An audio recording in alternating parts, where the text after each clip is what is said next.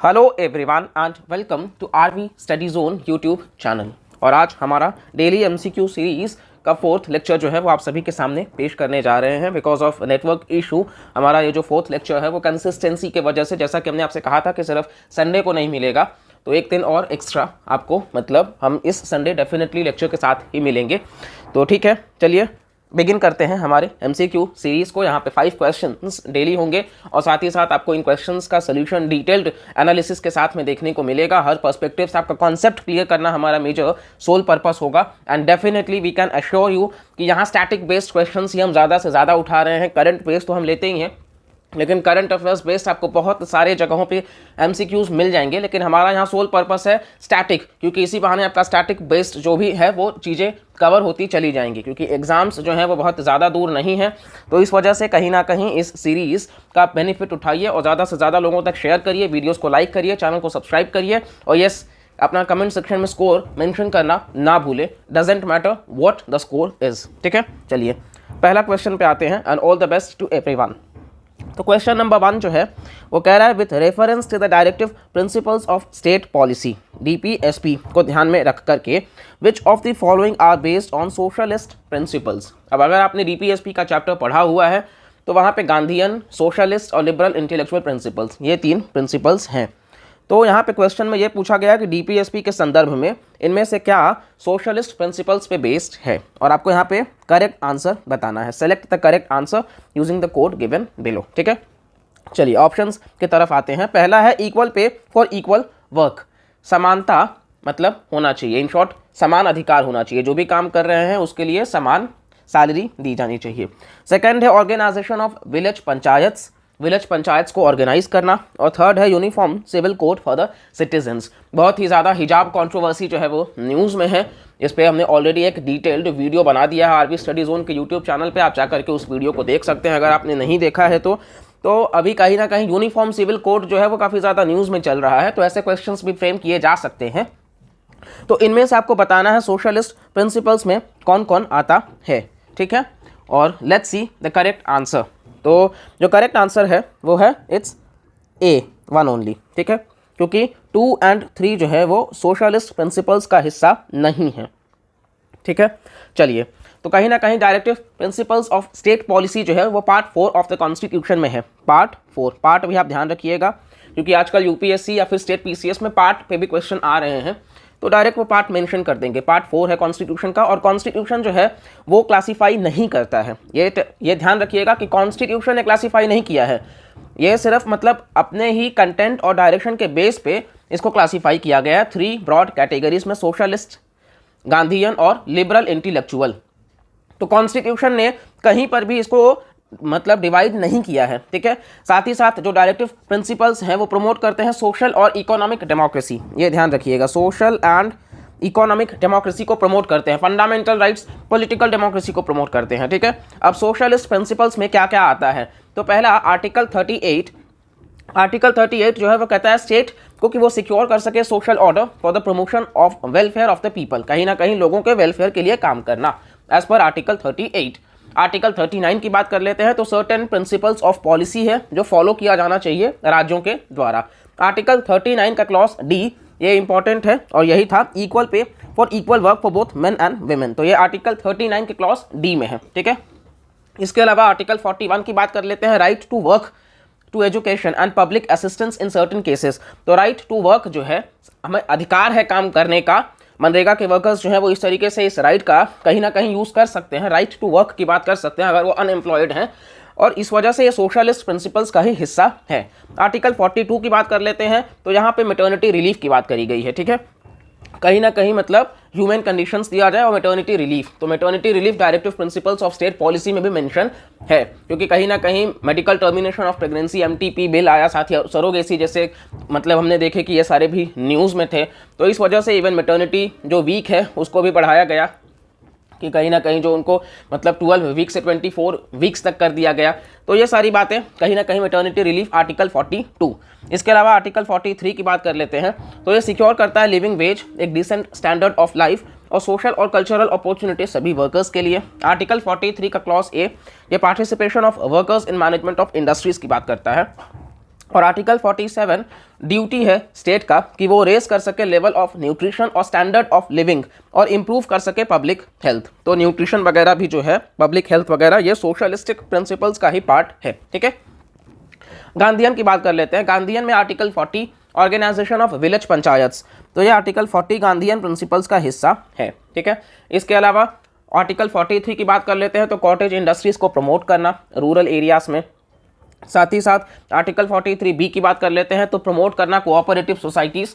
तो cooperative societies जो कि 97th कॉन्स्टिट्यूशन अमेंडमेंट एक्ट से आया, वो फंडामेंटल राइट में भी आता है, article 19 clause 1 sub clause D में। साथ ही साथ में आपका गांधीयन प्रिंसिपल्स DPSP में भी देखने को मिल जाएगा, आर्टिकल 43B, और साथ ही साथ वो एक लीगल राइट भी है। इसके अलावा आर्टिकल 46 की बात कर लेते हैं, तो प्रमोट करना एजुकेशनल और इकोनॉमिक इंटरेस्ट्स शेड्यूल्ड कास्ट्स का, शेड्यूल्ड ट्राइब्स का और बाकी के वीकर सेक्शंस का, एजुकेशनल और इकोनॉमिक इंटरेस्ट्स की बात करी गई है। ठीक है, इसके अलावा आर्टिकल 47 की बात कर लेते हैं, तो प्रोहिबिट करता है consumption of intoxicating drinks and drugs जो कि इंजूरियस हो हेल्थ को, यानी कि अल्कोहल वगैरह की भी बात गांधीयन प्रिंसिपल्स में करी गई है। और आर्टिकल 48 तो प्रोहिबिट करता है slaughter of cows, calves and other milk and draught cattle and to improve their breeds। तो स्लॉटर ऑफ काउस जो है वो भी काफ़ी ज़्यादा न्यूज़ में था, तो ये गांधीयन प्रिंसिपल्स का ही पार्ट है। ठीक है, नेक्स्ट है लिबरल इंटेलेक्चुअल प्रिंसिपल्स। तो लिबरल इंटेलेक्चुअल में आर्टिकल 44 में सिक्योर करता है सभी सिटीजन्स को a uniform civil code throughout the country. तो ये लिबरल इंटेलेक्चुअल का हिस्सा है एज पर आर्टिकल 44। ये ध्यान रखिएगा, काफ़ी ज़्यादा न्यूज़ में है, तो आपको ध्यान रखना है। ठीक है, नेक्स्ट आर्टिकल 45 तो ये प्रोवाइड करता है अर्ली चाइल्डहुड केयर और education for all children until they complete the age of 6 years। ये आपको ध्यान रखना है, मतलब अर्ली चाइल्डहुड केयर की बात करता है और एजुकेशन की बात करता है उन सभी बच्चों के लिए जो 6 years का एज कंप्लीट कर ले। ठीक है, उसके नीचे हो। और 6 to 14 हमने देखा राइट टू एजुकेशन है, जो कि एक फंडामेंटल राइट है, आर्टिकल 21A। ठीक है, और वो 86th कॉन्स्टिट्यूशन अमेंडमेंट एक्ट से लाया गया। इवन फंडामेंटल ड्यूटी में भी ये पार्ट मेंशन है। इसके अलावा आर्टिकल 48 की बात कर लेते हैं, ऑर्गेनाइज करना एग्रीकल्चर और एनिमल हस्बेंड्री को on modern and scientific lines. Article 48A की बात कर लेते हैं, तो प्रोटेक्ट और इम्प्रूव करना एनवायरनमेंट को और सेफ गार्ड करना फॉरेस्ट्स और वाइल्ड लाइफ को। आर्टिकल 49 की बात कर लेते हैं, तो प्रोटेक्ट करना मॉन्यूमेंट्स को, प्लेसेस को और ऑब्जेक्ट्स को ऑफ आर्टिस्टिक या फिर हिस्टोरिक इंटरेस्ट जिसको नेशनल इंपॉर्टेंस डिक्लेयर किया गया हो। तो मॉन्यूमेंट्स को प्रोटेक्ट करना लिबरल इंटेलेक्चुअल प्रिंसिपल्स में आता है, DPSP में आता है, ना कि फंडामेंटल ड्यूटी में। ये आपको ध्यान रखना है क्योंकि ये स्टेटमेंट बेस्ड UPSC के प्रीलिम्स में एक बार ऑलरेडी आ चुका है। आर्टिकल 50 की बात कर लेते हैं, तो सेपरेट करता है जुडिशरी को एग्जीक्यूटिव से in the public services of the state, यानी कि सेपरेशन ऑफ पावर्स का जो डॉक्ट्राइन है, लेजिस्लेटिव, एग्जीक्यूटिव, जुडिशरी का अपना अपना, तो ये जुडिशरी को एग्जीक्यूटिव से अलग करना आर्टिकल 50 ये DPSP में लिबरल इंटेलेक्चुअल में मेंशन है। अगेन ये प्रीवियस ईयर 2020 में आप जाकर के देखोगे तो सेम क्वेश्चन को पूछा गया था, तो इस वजह से आपको ध्यान होना चाहिए कि directive principles of state policy यानी कि पार्ट 4 में मेंशन है लिबरल इंटेलेक्चुअल में सेपरेशन ऑफ पावर्स का डॉक्ट्राइन। नेक्स्ट है आर्टिकल 51, और जो सेपरेशन ऑफ पावर्स का डॉक्ट्राइन है वो हमने US के कॉन्स्टिट्यूशन से लिया है, ये आपको ध्यान रखना है, ब्रिटेन में ये नहीं है। नेक्स्ट आर्टिकल 51 तो प्रमोट करता है इंटरनेशनल पीस और सिक्योरिटी। तो इंटरनेशनल पीस और सिक्योरिटी को प्रमोट करना कहीं ना कहीं लिबरल इंटेलेक्चुअल में आता है, DPSP में ही। तो आपको ये पॉइंट्स ध्यान रखने हैं क्योंकि जैसा कि हमने बताया फंडामेंटल ड्यूटी के साथ मर्ज करके आपसे पूछ लेंगे कि इनमें से कौन सा फंडामेंटल ड्यूटी में है, कौन सा DPSP में है।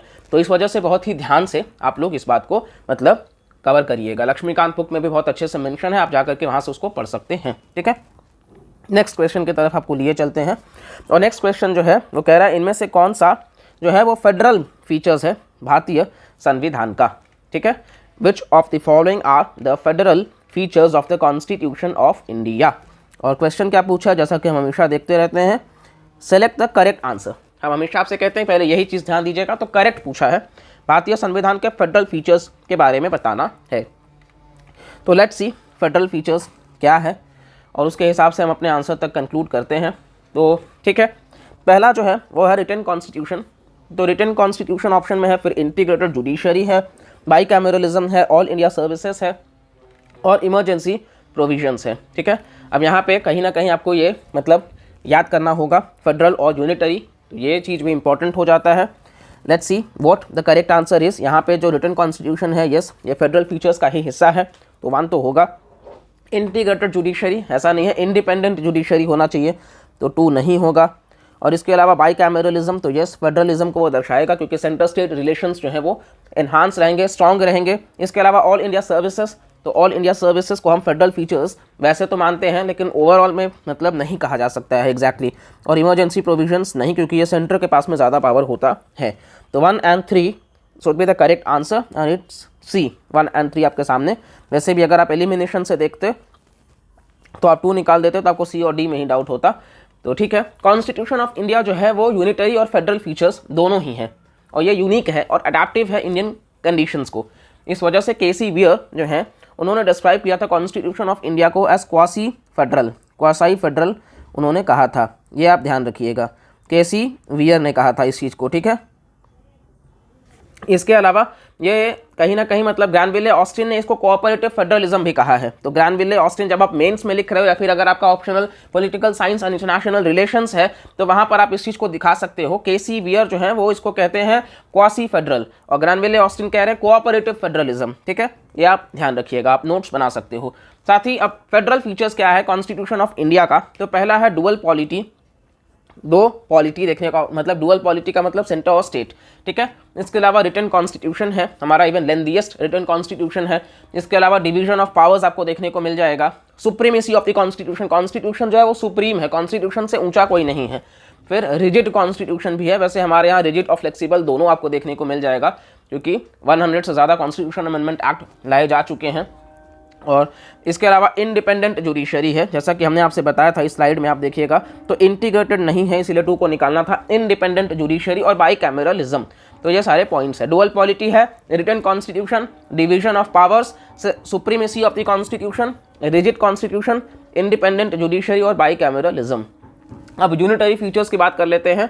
तो यूनिटरी फीचर्स में अगर आप देखिएगा संविधान भारत को लेकर के तो स्ट्रॉन्ग सेंटर है, यस हमारे यहाँ स्ट्रॉन्ग सेंटर है। स्टेट्स नॉट इंडेस्ट्रक्टिबल, ये ध्यान रखिएगा, हमारे यहाँ के स्टेट्स इंडेस्ट्रक्टिबल नहीं है, ठीक है। इन शॉर्ट स्टेट्स का मतलब आप एक नेशन को कहीं ना कहीं मतलब आंध्र प्रदेश और तेलंगाना को विभाजन किया गया, ठीक है। स्टेट्स डिस्ट्रक्टिबल हैं लेकिन आप यूनियन को डिस्ट्रक्टिबल नहीं कर सकते हो, ये आपको ध्यान रखना है। यूएस में ऐसा नहीं है, यूएस में सेंटर और स्टेट दोनों को ही डिस्ट्रक्टिबल मतलब रखा गया है। इसके अलावा सिंगल कॉन्स्टिट्यूशन है, साथ ही साथ में फ्लेक्सिबिलिटी ऑफ द कॉन्स्टिट्यूशन है। सिंगल कॉन्स्टिट्यूशन के अलावा फ्लेक्सिबिलिटी ऑफ द कॉन्स्टिट्यूशन है, कॉन्स्टिट्यूशन फ्लेक्सिबल है। No equality of state representation, अगर आप ध्यान देंगे तो राज्यसभा में जो स्टेट का रिप्रेजेंटेशन है वो हमारे यहाँ पॉपुलेशन के बेस पे है। उत्तर प्रदेश का 31 सीट्स है जबकि त्रिपुरा में आपको 1 सीट देखने को मिलेगा, यानी कि इक्वालिटी नहीं है स्टेट के रिप्रेजेंटेशन का। जबकि यूएस में क्या है कि 50 स्टेट्स हैं और हर स्टेट को 2 सीट दिया गया है। Representation does not matter, population क्या है उसके बेसिस पे डिफरेंशिएशन नहीं किया गया है। साथ ही साथ इमरजेंसी प्रोविजंस, तो जैसा कि हमने बताया वो यूनिटरी फीचर्स का ही हिस्सा है। इसके अलावा सिंगल सिटीजनशिप जो कि हमने ब्रिटेन से लिया हुआ है। साथ ही इंटीग्रेटेड जुडिशरी है। ऑल इंडिया सर्विसेज, इंटीग्रेटेड का मतलब क्या, हमारे यहाँ जुडिशरी इंडिपेंडेंट भी है और इंटीग्रेटेड भी है क्योंकि हायरार्की में है, सुप्रीम कोर्ट, हाई कोर्ट और फिर लोअर कोर्ट्स। फिर ऑल इंडिया सर्विसेज है जिसको राज्यसभा के पास में एक्सक्लूसिव पावर है कि मतलब वो क्रिएट कर सकते हैं नए ऑल इंडिया सर्विसेज को एज पर आर्टिकल 312, ये ध्यान रखिएगा। इंटीग्रेटेड ऑडिट मशीनरी वगैरह। पार्लियामेंट का अथॉरिटी ओवर स्टेट लिस्ट पे, तो पार्लियामेंट का अथॉरिटी है स्टेट लिस्ट पर। साथ ही साथ अपॉइंटमेंट ऑफ गवर्नर, तो गवर्नर का जो अपॉइंटमेंट है डायरेक्टली इनडायरेक्टली वो भी यूनिटरी फीचर का ही हिस्सा है।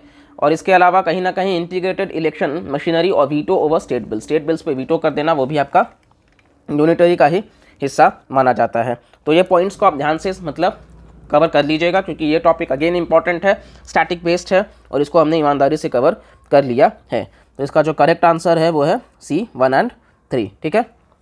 अब नेक्स्ट आपको लिए चलते हैं, identify the tributaries of Kaveri. Kaveri के ट्रिब्यूटरीज को यहाँ पे बताना है, रिवर कावेरी जो है उनके ट्रिब्यूटरीज को यहाँ पे बताना है। ऑप्शंस आपके सामने हैं, यहाँ पे करेक्ट आंसर को बताना है, ये आपको ध्यान रखना है करेक्ट आंसर को। तो Hemavati river, Kabini river, Amaravati river और इंद्रावती रिवर, ठीक है। So let's see the correct answer. अब यहाँ पे अगर एलिमिनेशन मतलब नॉलेज, वैसे तो यहाँ पे काम करना चाहिए। वैसे इंद्रावती रिवर आपको देखने को मिल जाएगा जो कि गोदावरी की ट्रिब्यूटरी है, तो अगर आप 4 निकाल देते हो तो ये निकल जाएगा। और साथ ही साथ अगर आप अमरावती को भी निकाल दो क्योंकि 3 अमरावती जो है वो आपका मतलब माफ़ करिएगा, अमरावती को नहीं निकालना है आपको, अमरावती बिल्कुल इसी की ट्रिब्यूटरी है, सिर्फ इंद्रावती आपको निकालना होगा। तो आंसर जो आएगा आपका वो होगा 1, 2 एंड 3। ठीक है। कावेरी जो है उसको दक्षिण गंगा भी कहते हैं, गोदावरी को भी कहते हैं, आप कंफ्यूज मत होइएगा। गोदावरी जो है वो लार्जेस्ट पेनिनसुलर रिवर सिस्टम भी है भारत का, लेकिन कावेरी को भी दक्षिण गंगा कहते हैं। कावेरी जो है वो आपका राइज होता है एट एन एलिवेशन 1341 मीटर के ताल कावेरी, जो कि ब्रह्मगिरी रेंज से होता है, और ये कोडागु डिस्ट्रिक्ट जो है कर्नाटका का वहाँ से। तो ये आपको ध्यान रखना है, उसका ओरिजिन ब्रह्मगिरी रेंज है, वेस्ट मतलब वेस्टर्न घाट्स कर्नाटका में, तो वहाँ पे आपको देखने को मिल जाएगा, कोडागु डिस्ट्रिक्ट कर्नाटका का। और जो टोटल लेंथ है इस रिवर का वो 800 किलोमीटर के आसपास में है। कावेरी बेसिन जो है वो कवर करता है तमिलनाडु, कर्नाटका, केरला और पुडुचेरी के यूटी को। ठीक है, जिनके बीच में डिस्प्यूट भी हमेशा रहता है, तमिलनाडु, केरल, कर्नाटका और पुडुचेरी। और साथ ही साथ अगर आप मतलब कावेरी की बात कर लोगे तो कावेरी जो है वो आउटफ्लो होता है बे ऑफ बंगाल में जाकर के गिरता है। सिर्फ नर्मदा और ताप्ती जो ये दोनों रिवर्स हैं, ये ओरिजिन आपका देखने को मिल जाएगा कहीं ना कहीं, मतलब आउटफॉल जो होता है वो अरेबियन सी में होता है, वरना सारे के सारे रिवर्स ओरिजिन तो वेस्टर्न घाट से ही होते हैं, लेकिन जा करके फ्लो होते हैं बे ऑफ बंगाल में। फिर चाहे वो गोदावरी हो, कृष्णा हो, कावेरी हो, ये सारे के सारे रिवर्स, इवन महानदी जैसे रिवर्स भी। ठीक है, तो ट्रिब्यूटरीज की बात कर लेते हैं कावेरी का। एक तो हिमावती रिवर है, ठीक है, नेक्स्ट लक्ष्मण तीर्था है, कबिनी रिवर है, कबिनी इंपॉर्टेंट है, शिमसा रिवर है, अर्कावती रिवर है, भवानी रिवर है, नोयाल रिवर है, अमरावती रिवर है, अमरावती इंपॉर्टेंट है। इसके अलावा इंद्रावती हमने बता दिया कि ट्रिब्यूटरी है गोदावरी का। इसके अलावा जो ट्रिब्यूटरीज हैं गोदावरी का वो है प्रवारा, पूर्णा, मंजरा, मनायर, प्रणहिता, सबरी, ये सारे आपको देखने को मिल जाएंगे। इवन वारधा, वायनगंगा, पेनगंगा, ये सारे जो ट्रिब्यूटरीज मतलब हैं वो गोदावरी के ही आपको देखने को मिल जाएंगे। और गोदावरी पे ही आपको कालेश्वरम इरिगेशन जो मल्टी इरिगेशन प्रोजेक्ट है, पोलावरम वो भी मल्टी इरिगेशन प्रोजेक्ट है, ये सारे आपको इसी रिवर पे देखने को मिल जाएंगे, जो कि आंध्र प्रदेश और तेलंगाना जैसे राज्यों में आपको देखने को मिल जाएंगे। और ये वर्ल्ड के मतलब सबसे बड़े माने जाते हैं। और गोदावरी रिवर के ही कॉन्फ्लुएंस पे आपको कोरिंगा मैंग्रोव्स जो है आंध्र प्रदेश में आपको देखने को मिल जाएगा। तो कावेरी हमने देख लिया, और रिवर सिस्टम हम बहुत जल्दी मतलब कवर करेंगे। तो एक एक क्वेश्चन वैसे यहाँ से भी आपका कवर होता रहेगा। तो कावेरी का ध्यान रखिएगा, ओरिजिन हमेशा पूछा जाता है। जैसे गोदावरी का ओरिजिन अगर आप बात करिएगा तो महाराष्ट्र के नासिक से त्र्यंबकेश्वर जो है वहाँ से शुरू होता है। और कावेरी का हमने देख लिया ब्रह्मगिरी रेंज जो कि कर्नाटका से है, वहाँ से शुरू होता है। ठीक है, चलिए नेक्स्ट क्वेश्चन की तरफ लिए चलते हैं। अब आप सभी को इसका आंसर आपको मालूम हो ही गया। तो नेक्स्ट क्वेश्चन जो है अब हमारा एनवायरनमेंट का सेक्शन इसमें चालू हो जाता है। तो उस क्वेश्चन के तरफ अब सीधा का सीधा हम रुख करते हैं। ठीक है, तो क्वेश्चन जो है वो है with reference to the prevention of cruelty to animals act 1960। Prevention of cruelty to animals act 1960 के संदर्भ में यह प्रश्न पूछा गया है, और यहाँ पर भी करेक्ट ही बताना है। Which of the statements given above is or are correct. तो पहला जो है वो कह रहा है animal welfare board of India was set up in 1962 under the prevention of cruelty to animals act. ठीक है, दूसरा जो है वो कह रहा है act provides relating to experimentation on animals for scientific purposes. So let's see the correct answer and it's C, both 1 and 2, दोनों ही ऑप्शंस करेक्ट हैं। तो जो prevention of cruelty to animals act 1960 है, इसका लेजिस्लेटिव इंटेंट यही है कि प्रिवेंट करना, इन्फ्लिक्शन ना हो सके अननेसेसरी पेन या फिर सफरिंग एनिमल्स पर। और animal welfare board of India को इस्टेब्लिश किया गया 1962 में under section 4 of this act. इसी एक्ट से स्थापित किया गया animal welfare board of India को। ठीक है, और ये जो एक्ट है वो कहीं ना कहीं प्रोवाइड करता है कि पनिश किया जा सके अननेसेसरी क्रुएलिटी और सफरिंग अगर एनिमल्स पर हो। ठीक है, और इसके अलावा अगर आप ध्यान दीजिएगा तो प्रोवाइड करता है गाइडलाइंस जो कि जुड़ा हुआ है experimentation on animals for scientific purposes. और इसके अलावा आपको देखने को मिल जाएगा कि श्रीमती रुक्मिणी देवी अरुणडेल जो भरतनाट्यम डांस, हमने क्लासिकल डांस पे भी बहुत ही डिटेल में वीडियो बनाया है, आप जाकर के उस डांस फॉर्म वाले वीडियो को देख सकते हो, आपको वहाँ पे काफ़ी चीज़ें क्लियर हो जाएंगी।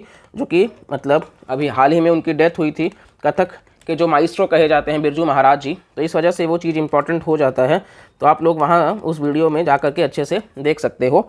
तो हमने देखा कि मतलब श्रीमती रुक्मिणी देवी अरुणडेल जो हैं वो इसके मतलब फाउंडर मानी जाती हैं।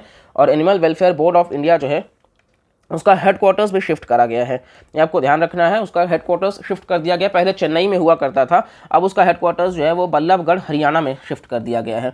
मतलब फरीदाबाद डिस्ट्रिक्ट में ये आता है बल्लभगढ़, तो वहाँ पर इसको शिफ्ट कर दिया गया है। साथ ही साथ आपको इस चीज़ का भी ख्याल रखना है कि ये एक एडवाइजरी और स्टैट्यूटरी बॉडी है, ये ध्यान रखिएगा।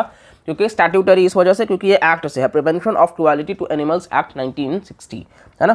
तो इस वजह से स्टैट्यूटरी एडवाइजरी बॉडी है और इसमें टोटल 28 मेंबर्स होते हैं जो 3 साल के पीरियड के लिए चुने जाते हैं। टोटल 3 मेंबर्स होते हैं जो 3 साल के पीरियड के लिए चुने जाते हैं, ठीक है। और ये जो बोर्ड है वो किस मंत्रालय के तहत काम करता है, तो आप कह सकते हो मिनिस्ट्री जो होगा वो ministry of animal husbandry, dairying and food processing, वो वाला मंत्रालय जो है वो मिनिस्ट्री इसको कवर करता है, ठीक है। Prevention of cruelty to animals act 1960 बहुत ही इंपॉर्टेंट है। जो भी इंपॉर्टेंट पॉइंट्स था वो हमने कवर कर लिया है, आप इसको ध्यान से देख सकते हैं।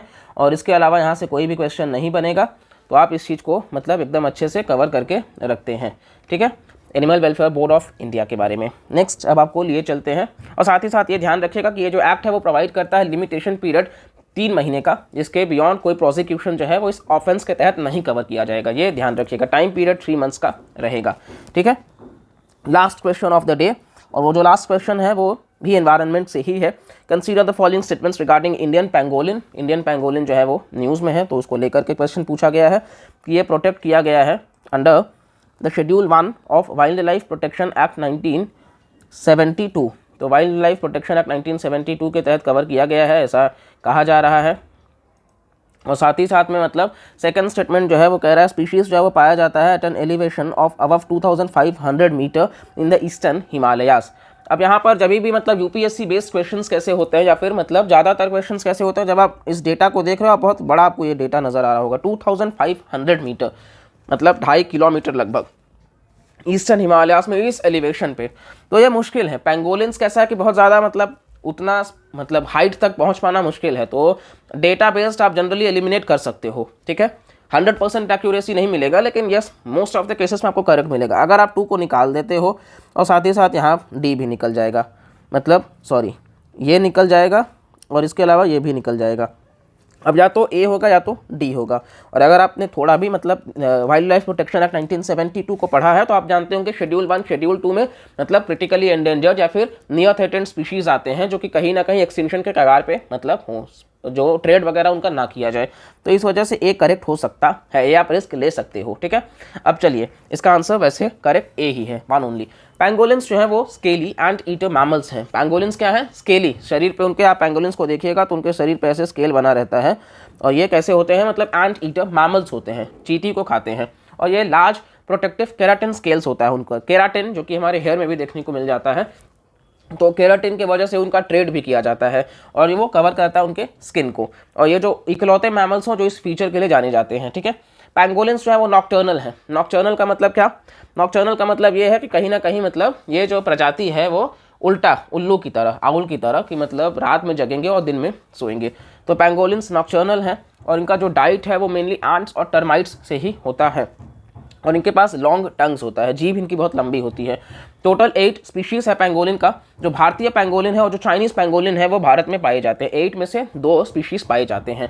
जो चाइनीज़ पैंगोलिन है वो क्रिटिकली एंडेंजर्ड है, जबकि जो इंडियन पैंगोलिन है वो एंडेंजर्ड है, ये भी आपको ध्यान रखना है। इंडियन पैंगोलिन वाइडली डिस्ट्रीब्यूटेड है भारत में एक्सेप्ट द एरिड रीजन, जैसे कि हाई हिमालयाज और नॉर्थ ईस्ट। तो हाई हिमालयाज में तो देखने ही नहीं मिलेगा आपको, जो 2500 वहाँ ईस्टर्न हिमालयाज लिखा था तो वहाँ आपको देखने को नहीं मिलेगा।